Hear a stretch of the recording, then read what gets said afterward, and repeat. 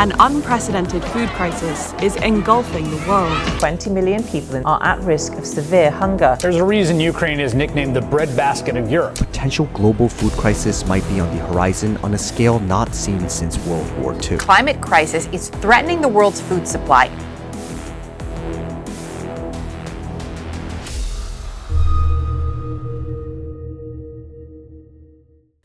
Hashtag foodgasm, hashtag food porn. इन hashtags के साथ इंस्टाग्राम पर 1 बिलियन से ज्यादा पोस्ट हैं और यूट्यूब पर फूड वीडियोस के ऊपर 41 बिलियन से ज्यादा व्यूज हैं। Food is not only satisfying to eat but also to watch. Food is indeed life. But क्या आपको पता है नेक्स्ट 27 ईयर्स और 249 डेज में दुनिया का सारा खाना खत्म हो जाएगा and agriculture alone is not going to save us. तो सवाल ये है कि हमें इस क्राइसिस से कौन बचा सकता है? By 2050, we won't be able to feed over 9 billion people.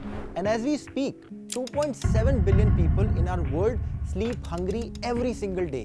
And that should be unacceptable. 12,000 साल पहले हम इंसानों ने एक बहुत बड़ा स्विच मारा था।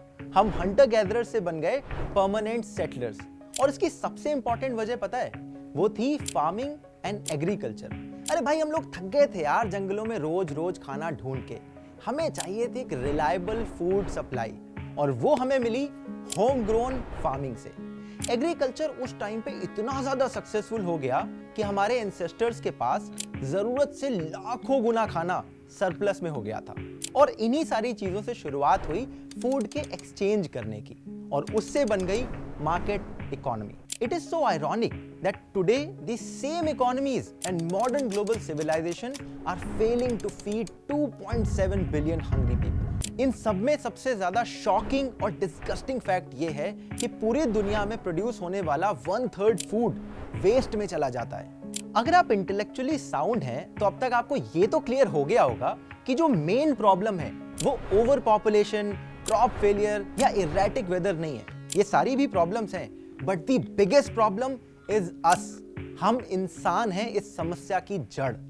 This is a collective failure of humans, our intellect, the systems that we have created and the greed that we nourish. इसका सबसे रीसेंट एग्जांपल दिखता है रशिया और यूक्रेन की वॉर में, जिसकी वजह से 49 मिलियन से ज्यादा लोग भूखमरी का शिकार होने के लिए मजबूर हो जाएंगे। एक तरफ जहां 10 मिनट की डिलीवरी में आप चिप्स और कोला ऑर्डर करते हैं, आपको यह जानना बहुत जरूरी है कि हमारी ग्लोबल फूड सिक्योरिटी आज खतरे में है। अब आप बोल सकते हैं कि भैया प्रॉब्लम सुना सुना के डरा तो रहे हो, सॉल्यूशन तो बताओ। Well, to find the solution आपको पहले यह समझना होगा कि अपनी फूड इकोनॉमी काम कैसे करती है। और इसके लिए आपको एक सिंपल सी स्टोरी सुनाता हूं। हरी इस देश का एक किसान है। इस साल उसने लगभग 100 टन बाजरे का उत्पादन किया, मगर फिर भी वो निराश है। बाजार में उसे बताया गया कि इस साल मार्केट में बाजरे का स्टॉक जरूरत से बहुत ज्यादा हुआ है और इसलिए उसके उत्पादन की ज्यादा कीमत नहीं है। जरूरत के मारे हरी ने उस उत्पादन का कुछ हिस्सा ट्रेडर्स को कम कीमत में ही बेच दिया, क्योंकि भैया अब हरी को अपना घर भी तो चलाना है। अब बाजार में जरूरत से ज्यादा बाजरा होने के कारण ट्रेडर ने कहा कि मैं हरी से तो बाजरा खरीद लेता हूं, लेकिन बेचूंगा नहीं। उसने वो सारा स्टोर करके रख दिया।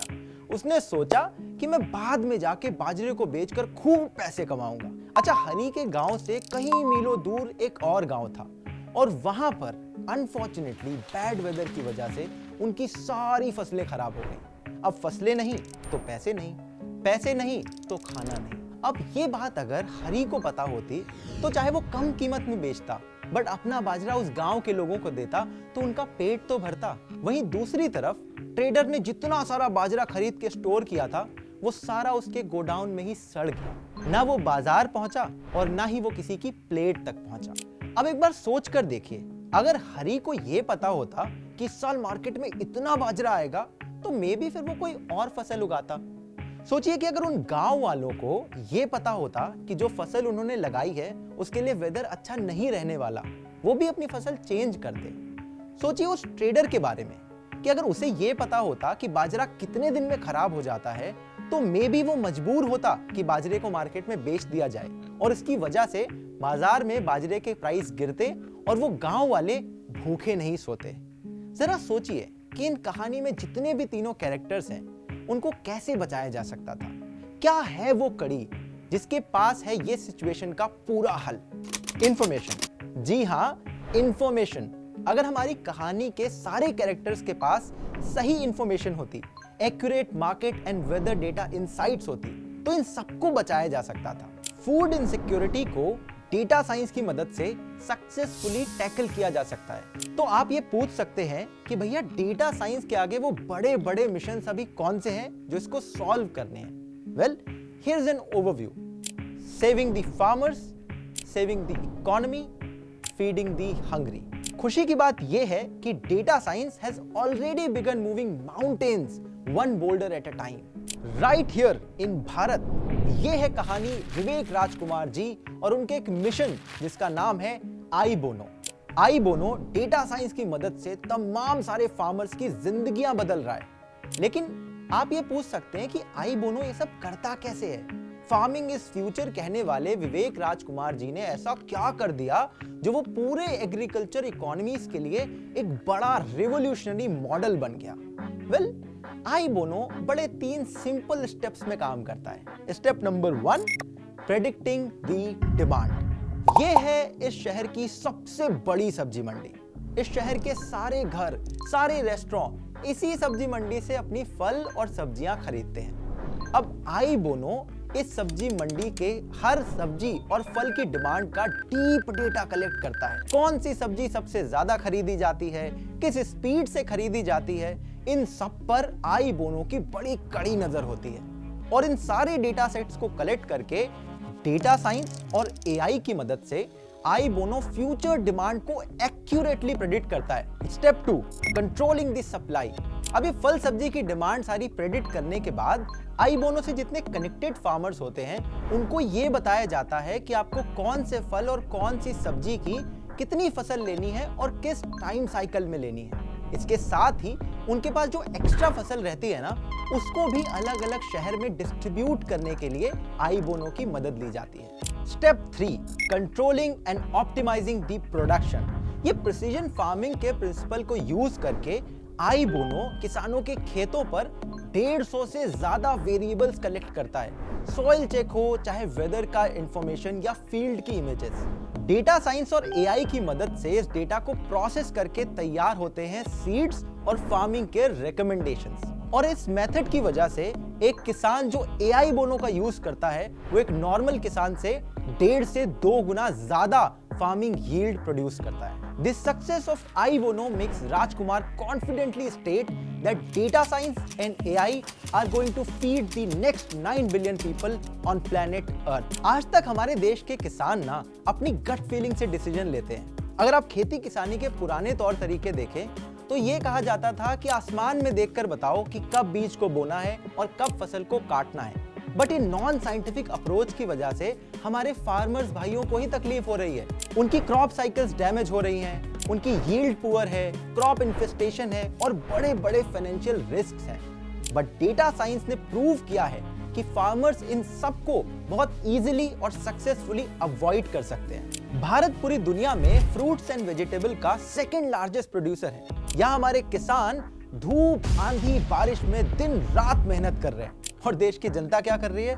40% प्रोडक्शन को वेस्ट कर रही है। एंड इन सबका इविल रीजन है supply chain management. Data science ने यह प्रूव किया है कि उसकी मदद से हम सप्लाई चेन मैनेजमेंट को एफिशिएंटली ऑर्गेनाइज कर सकते हैं एंड ऑप्टिमाइज भी कर सकते हैं। अब मैं आपको एक कहानी सुनाता हूं। यह है कहानी फार्मपाल की। फार्मपाल एक ऐसा ऐप है जहां पर फार्मर्स और बायर्स दोनों ही आते हैं, एक ही प्लेटफॉर्म पर खरीद और बिक्री करते हैं और इस सारे खरीद बिक्री के प्रोसेस में रियल टाइम डेटा जनरेट होता है। और फार्मपाल डेटा साइंस और एआई का यूज करके इस सारे डेटा के थ्रू 95% एक्यूरेसी के साथ डिमांड को प्रेडिक्ट कर सकता है। This is a great way to deal with the wastage in agriculture industry। Farmpal supply को भी अकॉर्डिंगली कंट्रोल करता है और ये मेक श्योर करता है कि पूरी वैल्यू चेन में जो वेस्टेज है वो कम से कम रखा जा सके। और इसकी वजह से फार्मर्स को भी उनकी फसल का बिल्कुल सही दाम मिलता है। और जितना डेटा हिस्टोरिकली ज्यादा होता जाता है उतना ही डेटा साइंस की मदद से डीप डाइव किया जा सकता है प्रोडक्शन, डिमांड ट्रेंड्स और कंजम्पशन पैटर्न्स को समझने में across seasons and crop cycles. Global hunger और फूड इनसिक्योरिटी का मिशन बहुत कॉम्प्लेक्स है, पर इस मिशन का गोल तो बड़ा सिंपल सा है, to save lives of real people who die of hunger. हम सबको हर वक्त ये याद रखना पड़ेगा कि हर स्टैटिस्टिक्स, हर नंबर के पीछे छिपी है एक जिंदगी, और हमें इस मिशन के लिए लगातार चलते रहना पड़ेगा। अगर धरती ने हमें बीज देने बंद नहीं करे, अगर उस बादलों ने हमें पानी देना बंद नहीं करा, अगर इस पेड़ों ने हमें फ्रूट्स देने बंद नहीं किए, तो हम कैसे रुक सकते हैं? युवाल नोआ हरारी जी ने अपनी बुक सेपियंस में लिखा था, agricultural revolution was a trap and that humans had to work harder, eat lesser and bear anxiety about their crops. और अब तो हमने इतनी बड़ी सिविलाइजेशन खड़ी कर दी है। The fact is, now we cannot go back to hunting and gathering. So we better make this work.